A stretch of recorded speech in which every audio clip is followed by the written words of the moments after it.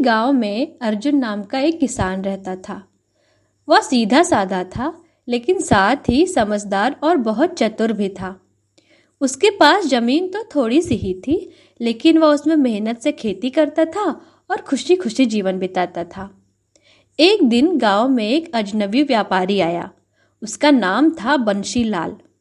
उसने पूरे गांव में ऐलान कर दिया कि वह खेतों की जमीन ऊंचे दाम पर खरीदना चाहता है और जल्द ही वहां पे एक बड़ा गोदाम बनवाने वाला है।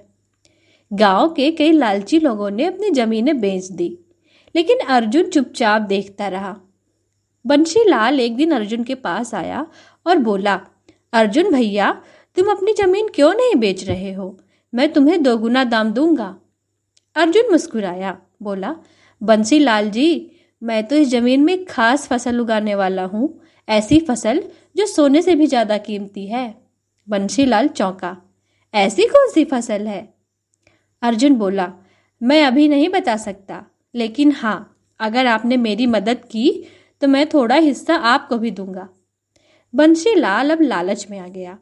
रात को वह अर्जुन के खेत के पास छिपकर उसकी बातें सुनने लगा। अर्जुन जानता था कि व्यापारी आसपास ही है, इसलिए जोर से उसने अपनी पत्नी से कहा, सुना सुधा, इस बार खेत में ऐसा बीज बोने वाला हूँ जिससे जड़ी बूटी निकलेगी, और वो भी ऐसी जो बीमारियों की एक दवा है। दिल्ली मुंबई तक बिकती है या?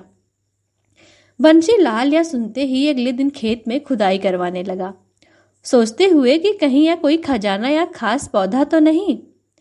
कुछ ही दिनों में उसने पूरा खेत खुदवा डाला, मिट्टी पलट दी और बीज भी बो दिए, लेकिन कुछ ना निकला। अर्जुन मुस्कुरा कर बोला, बंशीलाल जी, आपने तो मेरा काम ही आधा कर दिया। आपने खुद ही मेरे खेत की जुताई कर दी। अब मैं इसमें अपनी असली फसल उगाऊंगा। और हाँ, जड़ी बूटी वाली बात तो बस एक सपना था। गांव वाले सुनकर ठहाके लगाते रहे और व्यापारी मुंह लटकाकर गांव छोड़कर चला गया। और हमको इससे यही सीख मिलती है कि अगर बुद्धि से काम लिया जाए तो ताकत और पैसे वाला भी हार सकता है, और चतुराई समझदारी ही सबसे बड़ी पूंजी होती है।